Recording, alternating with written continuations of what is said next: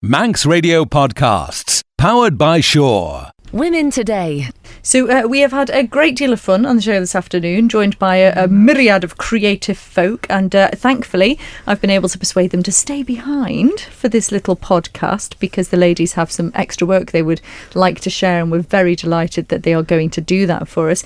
Liz, let's start with some of your wonderful poetry. Tell us a little bit about what you're going to read for us before you read it for us, please. Well, this poem is about when, your children leave home. I've got 4 children and 3 of them have all left home now. 2 at university and 1 is living with friends and having a great time. And suddenly your house becomes quite empty, and the poem is called Empty Nest. When did the washing pile become manageable? When did silence seem unfathomable? When did the plates match unchipped? When did tummies stop being bottomless pits? When did the remote control return? When did our fingers begin to unfurl? When did the bathroom floor stay dry? When did the question stop being why? When did the scuffs on the skirting board go? When did a trip to the loo become solo? When did a lie-in naturally occur? When did story time disappear? When did the shopping trolley become so light? When did I stop getting kissed goodnight? When did shoes lie neatly by the door? When did the Lego move from the living room floor? When did the coats hang themselves up? When did we stop going to feed the ducks? When did the light switches stop being all grubby? When did I stop being called mummy? When did the fruit bowl outlive the day? How did I not prepare for the day they'd leave to stay? Oh, that is so gorgeous. And do you know what, Liz? I was just going to say to you, it must be quite difficult to read that because it is clearly very personal. And I was going to ask you how it felt, but you did get quite choked up at the end. So it just proves how important words are, and how I'd imagine so many people would be able to relate to that as well. So many people. And in fact, we have Janet and Jayne beside us here, both being really moved by that, listening to it. Is it important to you that that your work is able to connect with people in that respect? Absolutely, yes. I mean, it does make me emotional because you do miss them, but also, you come across these things and it just stays in your mind. I do remember the day when I thought, when did the washing pile become manageable? I didn't have to do 3 washes in a day. It was, that's cool, but also quite sad, isn't it? So thank you so much for sharing that with us. Thank you. We're also joined by Jayne here, who we heard part of a story that you read out on air for us. Thank you so much for that, Jayne. And are you going to read it for us in full, a bit more of it now? Yes, I will. Very excited. So tell us a little bit about the origins of it for us before you read it. The first part of it, the mother tree, that came from the hub. We were doing an indoor-outdoor session. We did 4 weeks of the indoors and outdoors, and we were going outside and exploring nature and just looking at it. And then Johanna did she put up a video of this lady talking about nature and the forest.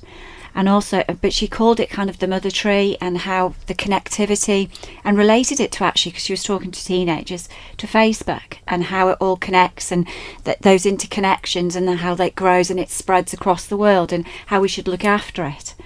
And then it kind of connected with the idea that actually that could connect to anything. And I'd had this idea and thought in my head about the bereaved child, because we all suffer loss at some point in our lives, and it is the one thing that we can be guaranteed of, isn't it, that somebody, or we will all eventually die. And I just felt it was kind of the 2 components. I liked the idea that the tree is there and it's consistent, but actually everything dies eventually. So I kind of thought I don't know, it grew from there. Okay, this is the mother tree and the bereaved child.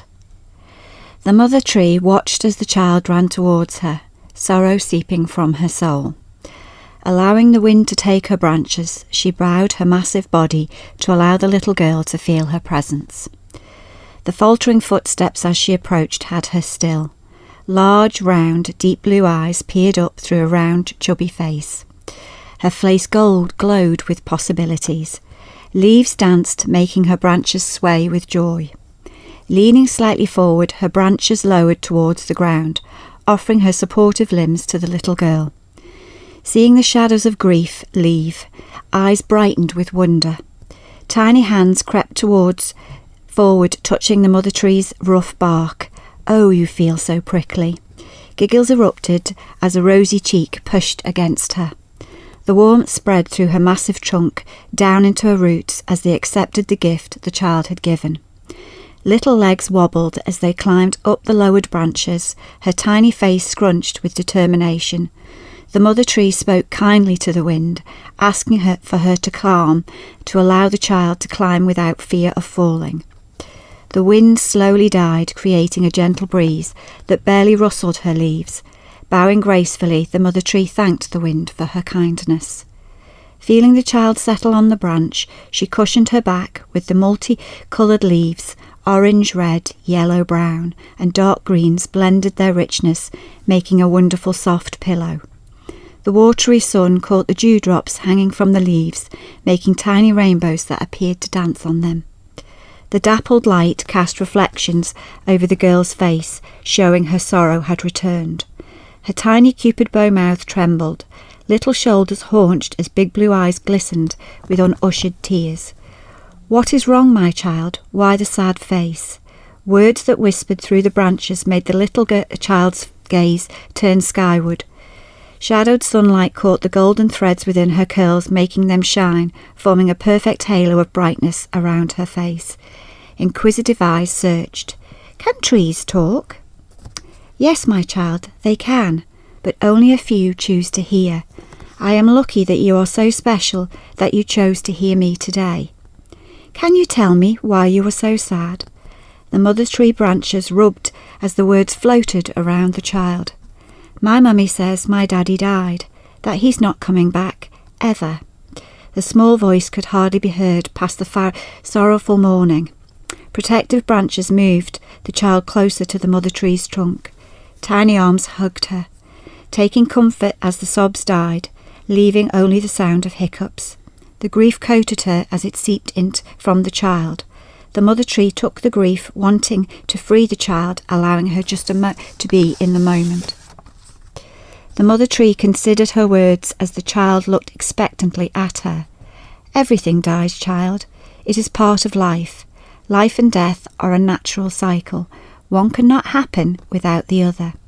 The girl nodded, but her little face looked perplexed. Will you die then, as well? Swaying branches lifted the child higher so she could see past her to all other living things. Using her branches, she directed the girl's gaze. See out there, all the trees, plants, grass and flowers. Her eager smile had the mother tree continue. We are all connected. What we do and how we do it impacts on all living things. My roots travel into the earth, allowing me the privilege of helping other things grow, or in some cases, die. We are living things, and therefore we will die at some point. Nothing, my child, lasts forever. That includes human beings. Do you understand? The mother's tree gentle words had the little girl consider her next question. My daddy was sprinkled on the flowers after he died. Does this mean he will come back as a flower? The little girl's hope radiated out, lessening the feelings of sadness at the prospect of her father being a flower. Your father will definitely help the flowers grow and bring new life into the ground where they sprinkled him. All life is a gift, so you must treasure all of it. We are all part of the fabric of the earth, joined together. We all have the ability to nurture it. Tiny arms struggled to wrap around the mother's tree trunk, but she tried, holding as tight as she could. I'll look after you and your friends, so that you can look after my daddy, and I'll know he's growing into something special, just like you. Wiggling her tiny bottom, the mother tree lowered her limbs, helping the child to the ground. Leaves crunched under her small feet as she bounced and danced off towards the house, turning back briefly to wave. The sorrow somehow seemed lighter as the child bowed her head, acknowledging the gift the mother tree had given so freely. Absolutely beautiful. It's so wonderful that it's just so, there's something so very comforting about it. It's a beautiful piece, really lovely. And you were saying that you've actually completed a book, which is it, were you saying it's actually gone off to publishers or something? It's gone to an editor because I'm going to self-publish on Amazon.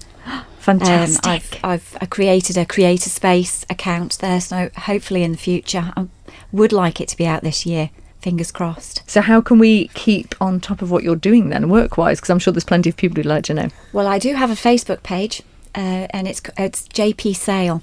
So because actually my original surname was Sale.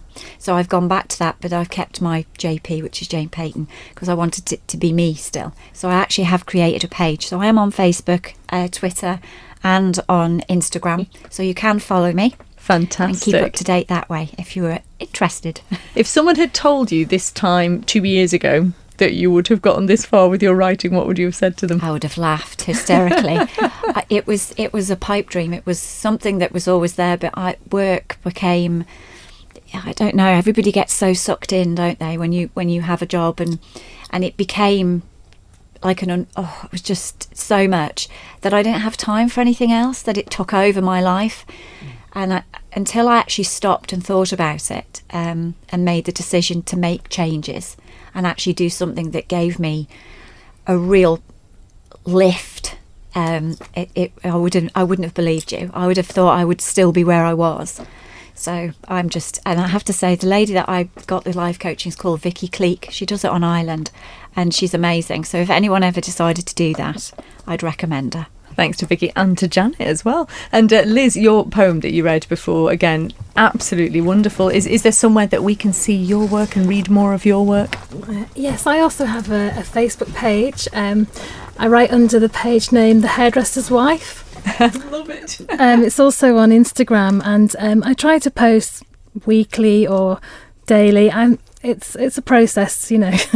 I try as much as I can to post. Is that important to sort of keep that sort of productivity going, to write, no matter what it is, just write something every day? Yeah, it's a challenge, and to keep it going, it gives you more ideas because you keep feeding off that, because you want to improve and you want to hopefully expand your following, get your ideas out there. Mm-hmm. And presumably there'll also be some of your work on the walls around the hub at the moment as yes, part of this there exhibition. Is, yeah. I'm very lucky to have 3 poems in the exhibition, so I'm quite chuffed about that. Oh, it's been fantastic to have you with us. Thank you so much, Liz. Thank you. Janet, I'm delighted to say you are still with us as well. What is it like hearing these ladies reading their work like that, knowing that you've been there from the very, very early stages? I just love it, and I think, I personally, I've had a big struggle with being able to speak my work, because I never ever did it for a long, long time, and it's only in the last few years that I've felt able to do it. It started off with me doing it in the car, and then you know, eventually I was able to stand up and do it in public. So I think I know the challenge, and it's a huge challenge, and I know that Liz has found that as well, and Jayne, you know, they were both nervous last night and they read so beautifully, and today as well. So it's just absolutely lovely to hear, and just to be part of it, because like I said before, we kind of support and we inspire each other, and I don't think I'd write as much as I do if it wasn't for the group sessions, because, you know, we all write together in those sessions. I write along with the group while keeping one eye out, but, you know, I do write as well, which is lovely. So it's fantastic, yeah. And it all seems to have this sort of theme of connecting, really, doesn't it? Because it's not just about sort of the group together, but what your words are connecting with people who are either reading or hearing them as well. So it's sort of that connection between people, which is really important, isn't it? I think that's as important as the creative side of it and the kind of self-expression. And I think one of the biggest things is it gives people a chance to be heard if they want to be heard, you know? So and through being heard and through hearing each other, we connect. That's the way we work as human beings. So it is an immensely kind of powerful thing. And I'm really interested in the idea of listening and active listening, because I was somebody who never really used to listen very well at all, and I've learned, I hope, to listen better. I think I could always get better at it, but there's a lovely saying that's in a kind of mythological poem about listening being the cure for loneliness, and I just love that, because it's true. Some people, they haven't had the opportunity to be heard always. Like you were talking earlier about mental health issues, because people don't feel they can speak out, so they're not heard. Mm-hmm. So it's that fantastic thing about being able to speak and knowing that you're being heard. It's a really lovely and very life-affirming and just lovely human thing, really. It's wonderful to listen to you talk as well about how you've sort of developed yourself throughout your work with the Hub, which is just amazing. The sharing and how you've taken so much out of it yourself. And Liz did mention when we were on air earlier how these sort of sessions work. You gave a little bit of a hint to us there, Liz. Now, am I right in thinking, Jan, that you will sort of suggest an idea or sort of create a theme and then people work from it? How does that actually work? Oh, there are so many amazingly fun things that we do, and I think one of the best is randomness. People love randomness, so sometimes we'll have like secret envelopes and nobody knows what's in them, and you have already loving it. Yeah, and you have to pick one at random. I mean, because I did that in a workshop with somebody and I loved it, and what was in our envelopes was a location. And mine was, this was a few years ago when I was doing my MA, my location in my secret envelope was your front room, age 9. And I just wrote such a great piece from that really quickly, because I think if we sit down and we try and write about with a kind of preconceived idea, it's really difficult, as I'm sure Liz and Jayne will say. But if you give somebody a prompt that they're totally unprepared for, somehow it just flows. It's quite amazing. And so yeah, we do things like that. We did an exercise where we looked at fortune cookie messages. That was a lovely one. We've looked at doing things from paint charts, colours. Brilliant. So, trying to bring in all the senses. We've even done things with smell and with sound, with music, because music's so emotive. Mm-hmm. So, you listen to like a really sad piece and then you listen to a really like mad punk piece or something and just write from the music, because all these things are so connected, all the different art forms. And as Liz said, her piece, Candy Cigarette, was from a really famous photograph. So we do quite a lot of drawing from art as well. Writing from art. And we just use anything and everything, really. I mean, a button, a seashell, a stone, it doesn't really matter what it is. Because when you use those kind of objects as starting points for writing, you won't be writing directly about something difficult that's happened to you or something lovely that's happened to you, but it will come out. It's kind of coming at the big things sideways, which I think I've talked about before, and the stuff that needs to come out will come out. And it will come out so much more easily because it's come from a kind of random prompt rather than you sitting and think, right, I'm going to write about this now, because that doesn't really work very well. Or, if you sit down and write about something that's really on your mind, often it will come out in cliches. But if you write about a button or a torn piece of fabric, it will be that much fresher and kind of more real, really. Does it mean, though, then, that once you start doing this, I'm kind of getting the impression that it's probably quite hard to turn the flow off? I think that's a really good point, Christy. And I think, it does bring up strong emotions. And I think it's really important to be aware of that. Because I talked about this before. When I first started writing poetry, I'd been through a couple of difficult things when I was younger. And I started writing about those things, and I had effectively a nervous breakdown. I became clinically depressed. I was suicidal. So I know all too clearly the kind of danger of, or the danger that can be there if you don't have the support that, around you. And this is why the group is so important, and having somebody who's kind of trained and understands those kind of boundaries. Because, yes, if you open up something really difficult, like a trauma, for instance, it can cause more trauma. So we have to be aware of that. And I went to a conference back in July in Bristol, which was all about, it was Lapidus, it was Words for Wellbeing. And the woman who gave the keynote address was saying, always assume that trauma is in the room when you're running a workshop, because something like 1 in 4 people have experienced trauma. And I thought, wow. And that really made me think. So I'm even more aware of that now. These are powerful things that we're kind of exploring. And so we have to keep that in mind all the time, really. And that we sort of reflect that in the way that, the way I would put together a session kind of reflects that, I guess. We wouldn't go too deeply into anything. And we always make sure that we end with something that's kind of maybe a bit uplifting or supportive, so that people go away feeling supported. It's really important, and that everybody has had a chance to share stuff. And if anybody needs to talk afterwards, that's fine as well. So, Yeah. Very important. And speaking of the group itself, there were some members that unfortunately we did have to say we can't fit everyone in today.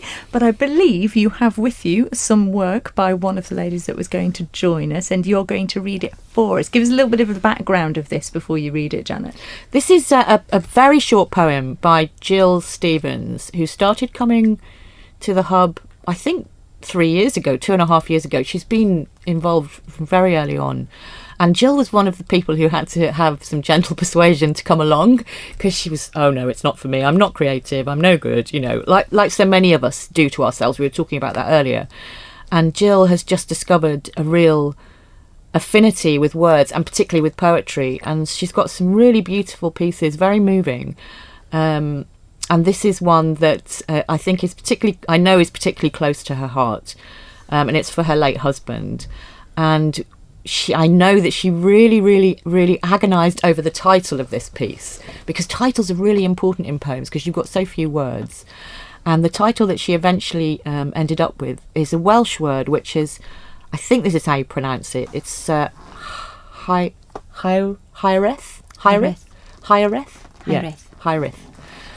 And it's a really difficult word to translate. But I did a bit of research, and it kind of means an unattainable sense of longing for a place, a person, or even a national history that may never even have existed. And to feel this feeling of Hyreth is to feel a deep incompleteness and recognise it as familiar. Wow. So this was a really, it's very, very short, but I said that I would read this for her. So, I miss you. You would have loved it here. In the cool quiet of the morning, melting mists and silver seas, haughty hills and plains of purple, feed my soul but not my heart. You would have loved it here. I miss you. Oh my word. It just shows how just a few words, when they're perfectly crafted like that, and from the heart, absolutely beautiful. Ladies, thank you so much for being with us this afternoon. It's been an absolute joy to have you, and we're so privileged that you shared your work with us. Thank you for being here. And Janet, just remind people how they can come along to see this exhibition of many more pieces of work which are all around the walls of the Hub right now, aren't they? Yes, it is a cornucopia, big word, Great of word. I love that word, of art and writing that's being produced by people who come to the Hub. There's some amazing visual pieces, really beautiful, and lots of beautiful writing as well. And so that's going to be up for about 2 months, up until Christmas really. And the Hub is open every day, so you can just come along every day between 10 and 5. And just remind us where it is again. Oh, sorry, yes. It's on the Castletown Road in Port Erin, just down from the Four Roads roundabout. It's the old Southlands building, and there's plenty of parking out front. Excellent. Thank you so much again, ladies. And no doubt we will have you back on a show when you're all published. Women Today. Don't sit in the slow lane. Join the fast lane right now with Shaw's all-new Superfast Plus broadband. Enjoy more bandwidth, amazing speeds and the best value on the island from just £23.95 per month. So don't be left behind. Get a piece of the high-speed action with Superfast Plus broadband from Shaw. For details, visit our stores in Douglas, Ramsey and Port Erin or click shaw.com. Love being Shaw. Terms and conditions apply.